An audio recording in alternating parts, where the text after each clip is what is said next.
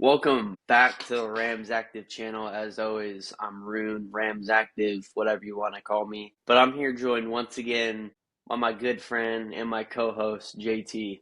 JT, what a game, man. Let's What a game. go, How are dude. we Let's feeling? go. Are we Two feeling good? more. Two I more. hope we're feeling good. Two down, two more. Two down, two more, Rune. I'm super excited. Was this the best game the Rams could have played? No. Was it the best Matt Stafford could have played? No. Was it the best Sean McVay could have coached this game? No. But guess what? The Rams found a way to win because great teams find ways to win these kind of games. That's what the Rams did, and we are one win away from going to the Super Bowl, Rune. Yep, you said it best. I mean, good teams find a way to win games like this. When you look at this game, there's a lot of things that the Rams were kind of stacked against. I mean, the weather's one. I really didn't think it was going to snow.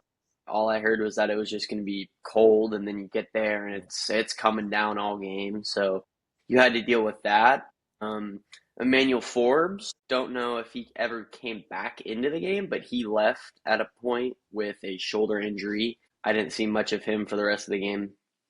They said that he was on the sideline, and if they absolutely needed him, he was ready to go. Yeah, Which to me I didn't heard make any that. sense because, in my opinion, you absolutely need everybody in a playoff game. This isn't week one. This is the division round of the playoffs, a chance to go to the championship game. I Yeah. don't really understand the whole point in saying, "Oh, well, he's good to come back in if they really need him." And I was like, "Yeah, they do really need him. He's one of their best corners. We do need him." But I didn't really understand that. But go ahead. Yeah, I agree with you right there.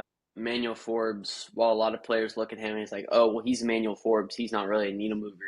When you look at this Rams secondary, he's one of the most crucial parts of the secondary as far as corners go. And you may think that's a bad thing that he's a main part, but I mean, I think he's a good player. He'll have his bad weeks, he'll have his good weeks, as we've seen this year. But Manuel Forbes coming out, that wasn't great to see. And another thing that was stacked against the Rams was just Caleb Williams. I mean, we've seen it all year. Caleb Williams and Ben Johnson, they have found a way to win close games like this, and you see it right there, fourth and whatever.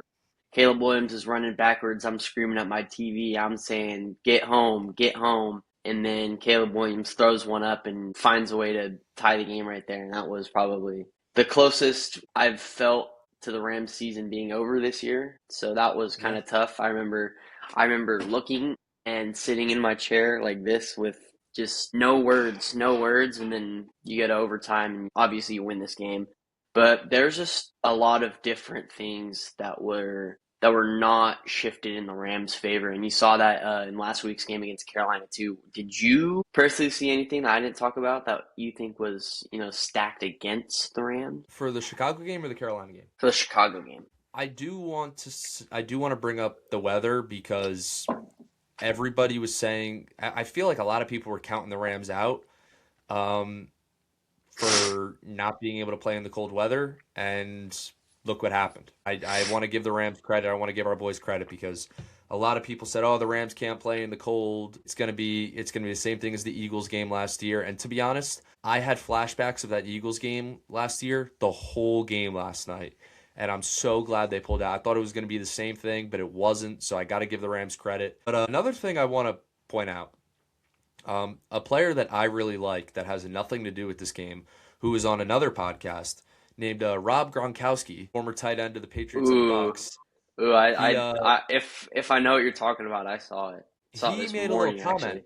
about us, and I Oh, take it a little personally because Gronk, as they call him, one of my favorite players growing up.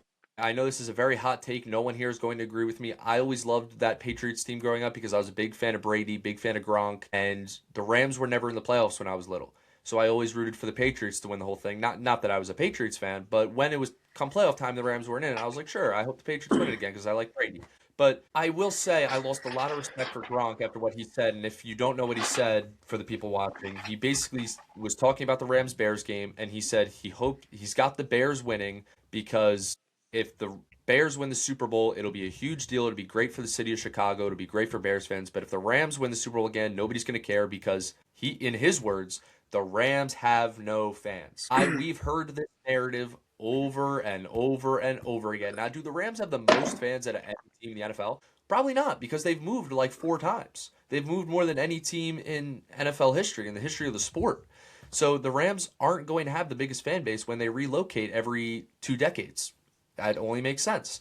But I absolutely hate the false narrative when people take a shot at the Rams fan base and say we don't have fans. Oh, there's only going to be this certain amount of people at the Rams Super Bowl parade. If any Rams fans are watching this, which obviously they are because it's a Rams show, prove them wrong by leaving a like and subscribing for Rune and commenting down below anything Rams related to prove Gronk wrong because I want everybody seeing this. I want people clipping this, posting it everywhere. Gronk, these people are proving you wrong. The Rams house is going to prove you wrong and make you look stupid, and I'm all here for it. And it reminds me a few years ago, maybe 4 or 5 years ago, the man who has to be on every single commercial. Sorry, I know I'm going on kind of a rant here, but the guy that has That's to be on okay. every single commercial in the history of the NFL, Jason Kelsey, he said on his little podcast, he goes, "Oh, the Rams have no fans. LA's not loyal. Los Angeles has no fans. They suck." Excuse me? Excuse me? I don't get it, man. And like people use the excuse, oh, the Rams don't have that many fans. You can take over the stands, we'll take over the scoreboard. That's my take, Rune. What are your thoughts? Yeah, I'm with you. I always have to hear this gimmick from friends, family, just people online. At the Rams have no fans, but when you look at it, I mean, it's hard to compete to have a lot of fans in California. I mean, California, it's the majority of California are 49er fans. And then on top of that, there's your Charger fans. Not enough there's not as many Charger fans as Rams fans, I would say.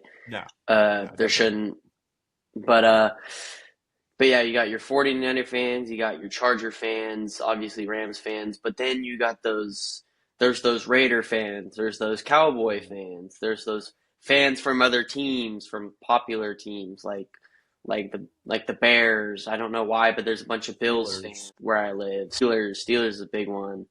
Packers is another good one. But yeah, there's just all these teams with big fan bases that are just piled into California. And then you look at the Rams, who are based in California, and you see them not have as many fans, and you see a lot of people liking the 49ers because, well, people forget the 49ers had a dynasty. Was I born? No, Mhm. but I mean, who cares? That's kind of what grew their fandom. That's it. I think I'm kind of with you. I'm not really in good standings with Gronk right now because of that. No, I not at I all. I didn't really like the Patriots growing up, but as I've matured and really just became more of like a pure football fan, I like Gronk as a player, but him coming out and saying that, he's like, I want this for the city of Chicago. The Rams have no fans. You could have said, I want this for the city of Chicago, and you could have left it at that, but just throwing in the fact Yeah. he said, Rams have no fans. There's going to be like 4,000 people showing up to the Super Bowl parade. So what? I mean, at the end of the day, I don't care if no people show up to the Super Bowl parade. Who wins the Super Bowl? That's what I have on there. I mean, if you want to add to that, you can. Yeah, the other point I like to make when people say the Rams don't have fans, I like to point out kind of like what you said when the 49ers had like a mini, not many, they had a dynasty in the 80s and 90s, right? And all of those people, all adults now that are in California, in the San Francisco, LA area, they grew up with the Niners dynasty and the Rams were just moving out and going to St. Louis. So this whole generation of fans is Rams fans from St. Louis.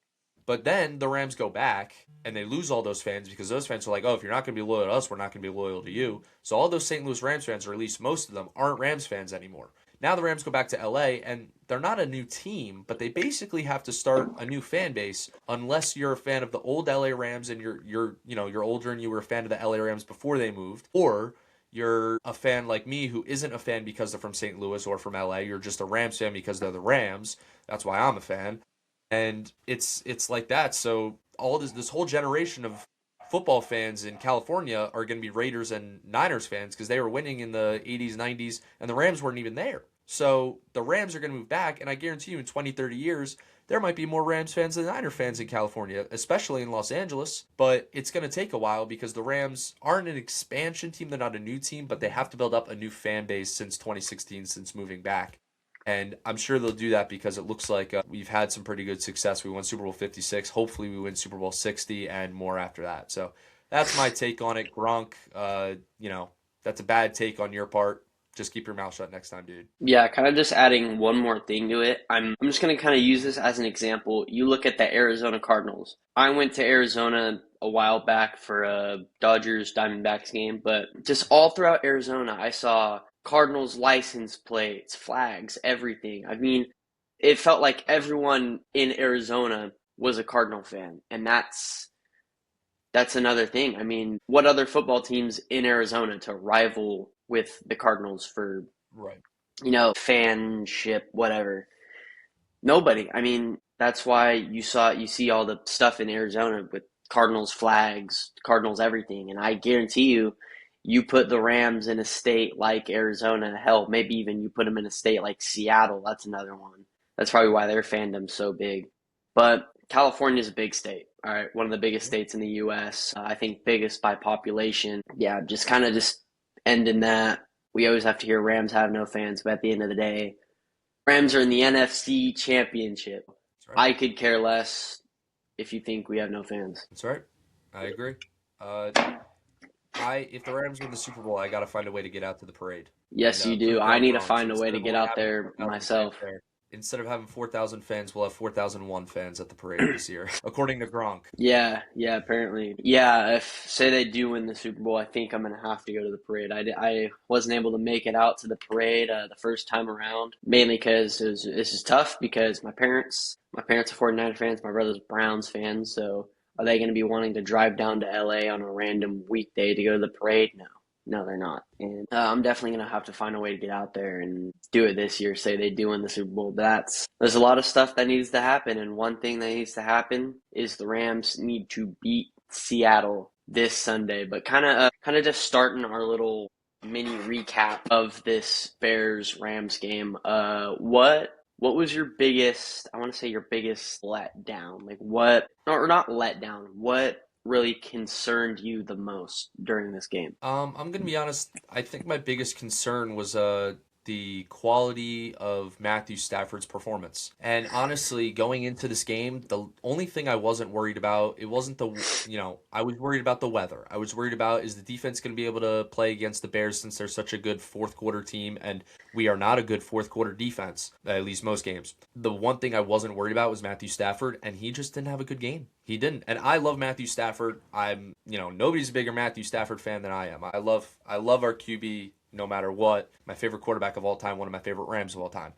But I will say it how it is. He has not played well so far in this postseason. He had a great drive against the Panthers to win the game, but he didn't have an overall great game against the Panthers. And now against the Bears, I understand the weather wasn't ideal, but it was like that for everybody. And he didn't have a great game. There were just throws that he was way off on that we don't see a lot from him. I will say he didn't turn the ball over, so I'll give him credit for that. So I don't think it was that bad of a game, but he didn't have a great game. The one thing I'm worried about going forward is that Seattle has one of the best defenses in football and probably the best defense in the NFC. So I'm a little concerned about that, but I think Stafford will get it together and I think we'll be fine. What's your biggest concern? Yeah, I'm kind of gonna stay in kind of the direction you're going. I'm just gonna say the offense as a whole. You look at Okay. Matthew Stafford, obviously not his greatest game. Definitely not the three passing touchdown, 350-yard passing games we're used to. We definitely saw a lot of those during the regular season. But this offense as a whole just looked slow as it's ever been. I mean, and it may be because of the weather. I had people texting me like, "Are you nervous for this game? The weather's about to be bad." I tried to put on this tough guy act, like saying, "If we're the best team in football, which I believe personally that we probably are at this point, we'll be able to win this game regardless of the weather." But during that game, I mean, going into the half, and then coming out of the half, I almost had no faith in this offense for the rest of the game. I mean, this offense just looked pitiful at times. I mean, you go out there and there was one time that I remember that was just it just made me so mad. I think it was they either turned it over on downs or I think they threw another interception to Kobe Durant, who had two interceptions on the day yesterday. Yep. Shout out Kobe Durant. Had that really bad play there at the end, but I mean, who cares? You win the game, and his two interceptions definitely helped the Rams win the game. Yep. But no, there was one time where the Rams were literally put right on the 50. I mean, literally smack dab right on the 50, right on the 50-yard line, and you don't run it once. I mean, they didn't run the ball once, even when they're averaging about like 4.5 yards a carry, and you just throw it once, throw it again, throw it a third time. all incomplete. You punt it away, and that was really just like the final straw for me. I was losing it. I was like, we're gonna lose this game. We're gonna lose this game. We're really gonna let the Seahawks win the Super Bowl, and it was just bad. But this offense, the play calling wasn't great. There at the end of regulation is where you finally saw Sean McVay get comfortable with the run game and start really relying on that run game, which I honestly think on that last possession before the Bears scored, I think on that, I think it was 3rd and 6. I think you definitely should have passed it there because I think it was like a pitch I agree. to, I think it was a pitch to Blake Corum. Love Blake Corum, but that was just a terrible play call. Especially, I think it went back negative yards, and then the Bears got the ball at like the 50. So that was bad. That was bad. I think you pass it right there. You honestly could have won the game because that's a first down, and you go to the 2-minute warning. But um, Stafford, going back to that, didn't really have a great game. Didn't turn the ball over. So that's that definitely is one of the reasons the Rams won this game. I don't think they could have afforded to turn it over, which they didn't. So that's great. Yep. But yeah, play calling not so good. Not the best play calling I've seen from Sean McVay. Can the weather be to blame? Yeah, I mean you can say the weather had a part in it, but I think that even with the weather, both Stafford and Sean McVay's play calling definitely could have been better. I don't know how you feel about that, but that's just what I'm thinking. Yeah, I 100% agree. I think McVay's play calling in honestly, the last month or so has just not been good. I love Sean McVay. He's my favorite coach in sports history, but he has not been great on the offensive play calling in a few games now. I feel like it's the last time the play calling was good was our loss against Seattle. I wasn't a fan of the play calling since that game, and it's really taking a toll on this offense, and I feel like it's taking a toll on Matt Stafford. So I think McVay also needs to kind of get it together a little bit. And you saw him in the post game interview talking to the media, and he was basically saying like that he needs to be better. And he's right, and I'm glad that he takes accountability for it. That's great, but I would like to see better play calling from Sean. I don't like the deep ball on 1st and 10. I hate my biggest pet peeve in football is no gain on first down. If you're gonna throw the ball on first down, at least get a short gain for a few yards. I hate when it's 2nd and 10 and then possibly even 3rd and 10. Because if it's 2nd and 10, now you're gonna say, okay, well now we need to throw the ball again because if we run the ball, we're gonna have 3rd and long if we don't get a lot of yards. So now we gotta throw the ball again. Let's say it's incomplete again. Now you got 3rd and 10 at best if it's not a sack. So I don't like throwing the ball on 1st and 2nd down. I understand you can't run the ball every single time. I actually prefer passing the ball because I'm such a big Matt Stafford guy. And before this season, my favorite player was Cooper Kupp, who was a receiver. So I'm a huge fan of the passing game. But we need to mix in the running game as well. We have one of the best running back tandems in the league in Blake Corum and Kyren Williams. Kyren Williams had a great game yesterday. So I would like to see him mix in the run game a little bit more, maybe get a little bit more creative. And honestly, nobody was really open that whole game on offense. There were not a lot of times where a receiver was open downfield. I can count on one hand probably the amount of times that somebody was open for a gain over 15 yards. So stuff definitely needs to change on offense. They definitely need to be better. Sean McVay needs to be better. Stafford needs to be better. Everybody in the offense needs to be better. And if they are, I think we have a good chance of beating Seattle. Yep, I'm with you. Play calling not very good as I just talked about earlier. But yeah, I think obviously I think it'll be better weather in Seattle. Will it be snowing? Probably not. Hope not, because it can snow in Seattle. It's very rare I see a snow game in Seattle. But I think the familiarity with this Seattle defense is definitely going to improve the play calling a little bit because you're going to know it works. You're going to know it's not going to work. But let's get into some of our players of the game. Now I have a couple people in mind. I think my I'm gonna say two, and then I'll give you your two. If I say some of your guys, I apologize, but this is just the two needle movers that I saw that really helped the Rams win this game. Number one, Cam Curl. Number one, Cam Curl.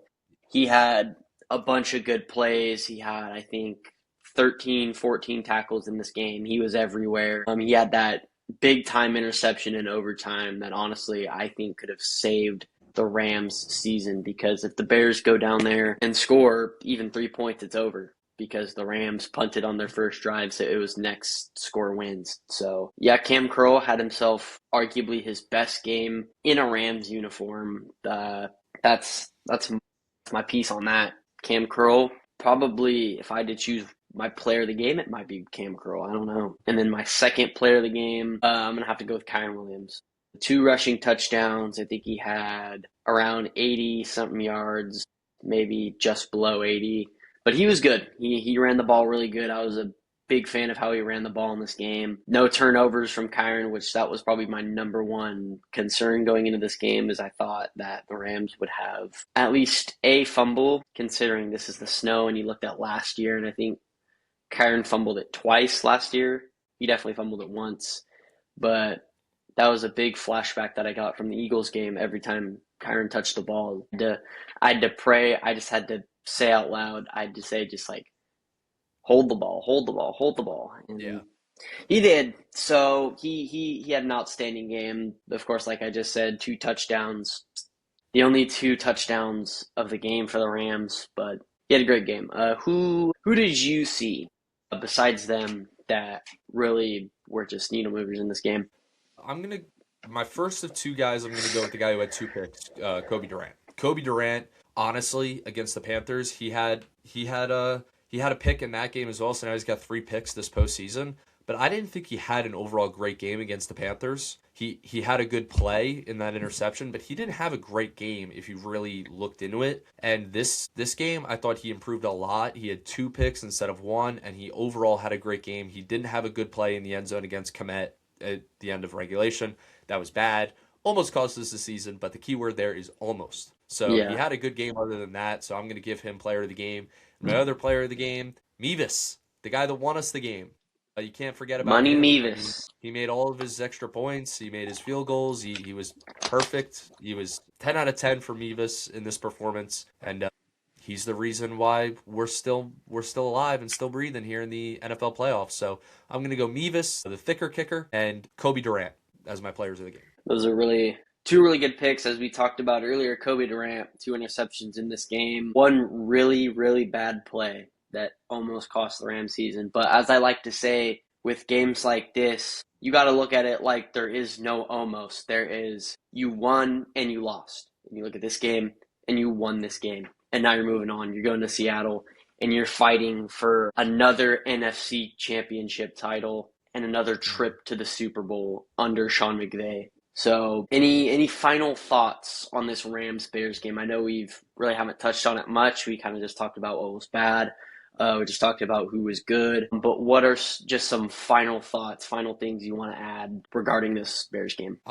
Honestly, I'm really proud of these guys because they didn't play their best game, but they found a way to win. And that's something we haven't been able to do all year is win a close game like this. I feel like all year the Rams basically had to play their best football in order to win for a full 4 quarters. And all 5 losses this year were close games that they just couldn't pull out in the end. And so far in the playoffs, they've had 2 games, 2 really close games. And they were able to win both of them. So I'm really proud of these guys. Boys, keep it going. 2 more wins, one at a time. Let's go beat Seattle. You heard it here. Let's go beat Seattle. I'll just add one more thing, kind of just to what you said.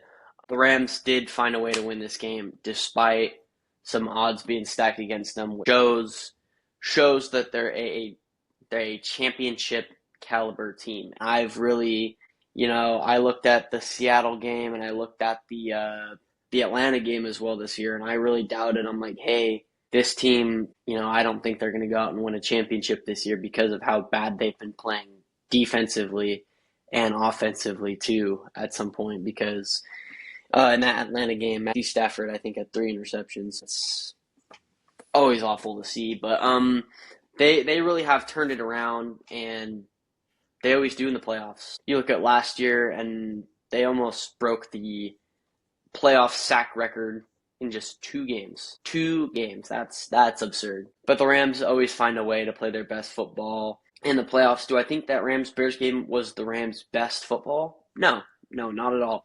We've seen better games from the Rams this year, obviously. We've seen blowouts. We've seen everything. But finding a way to win this game it just shows who this Rams team is. And it's who I've thought they are and what you've thought they are.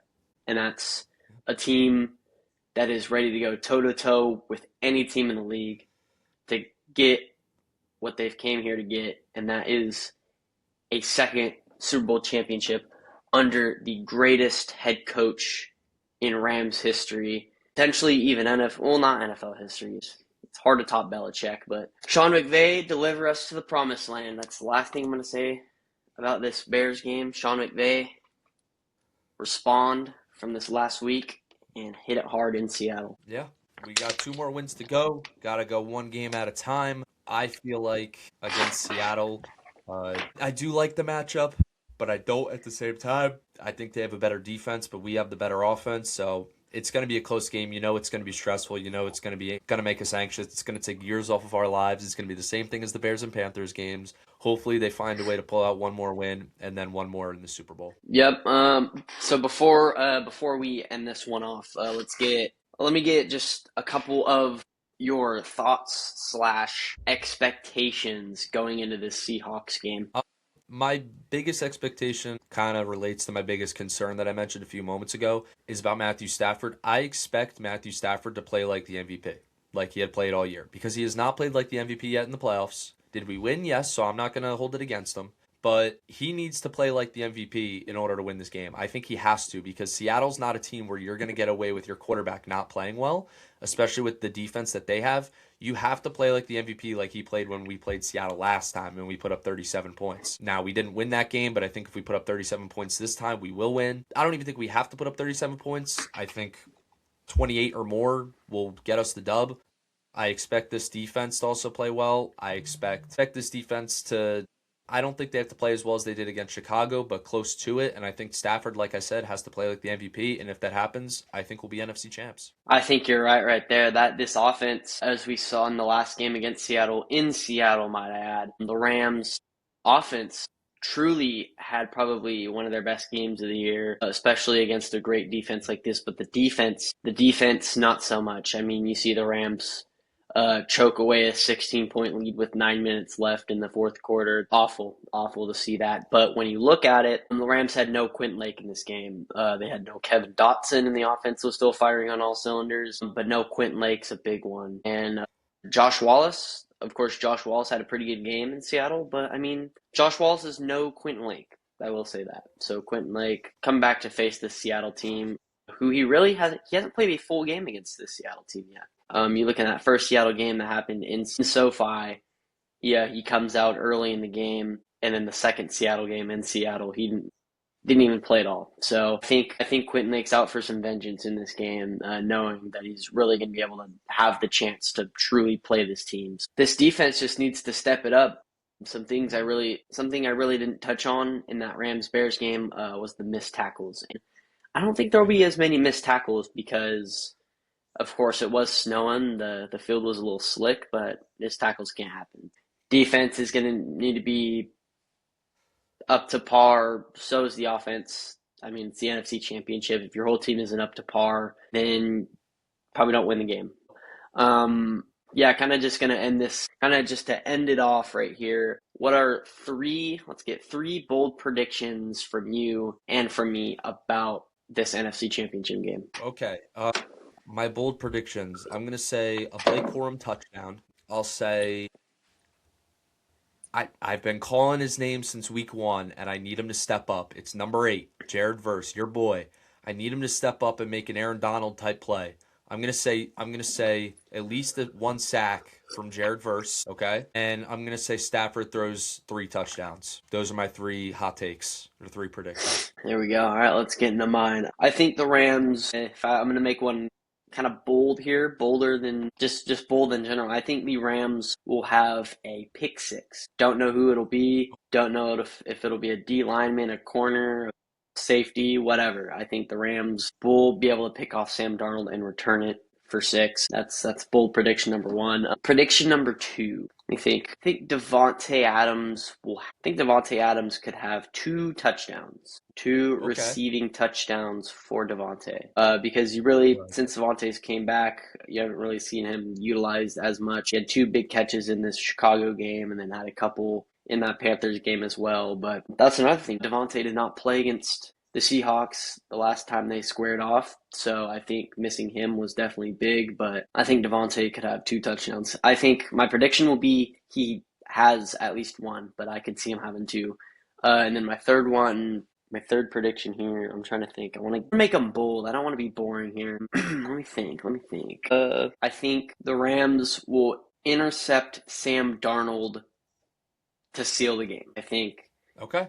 what I think the Seahawks will need like a 2 minute drill, and Sam Darnold will look Jason's way, get pressured as he throws, and I think somebody will come down with it. So 2 interception predictions and a Devontae prediction, but those I would say have to be like my bold predictions. I try not to be boring.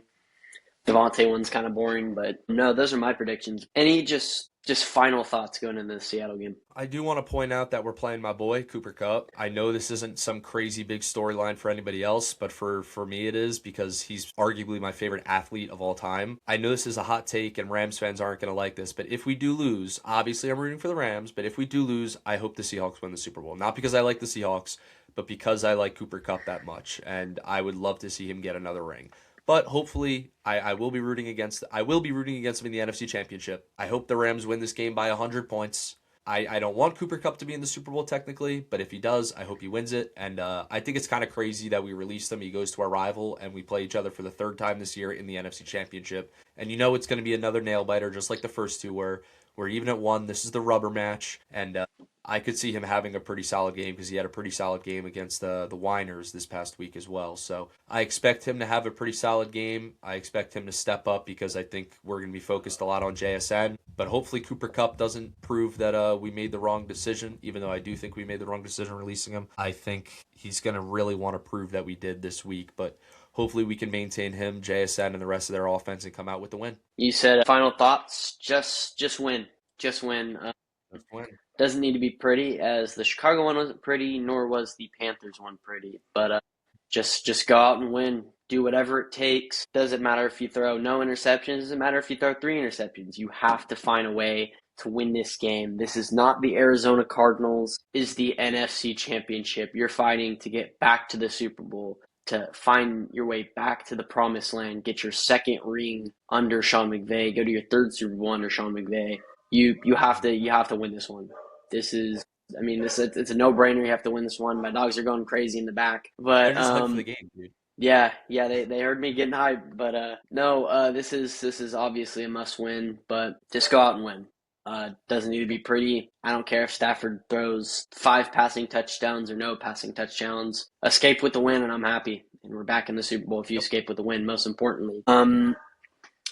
Unless you have anything else to talk about, I think that's going to be it for us today. You got anything? I think we're good. I think we covered it all. Go Rams, horns up, and we're 2 wins away from being Super Bowl champs, baby. Let's go. Yep.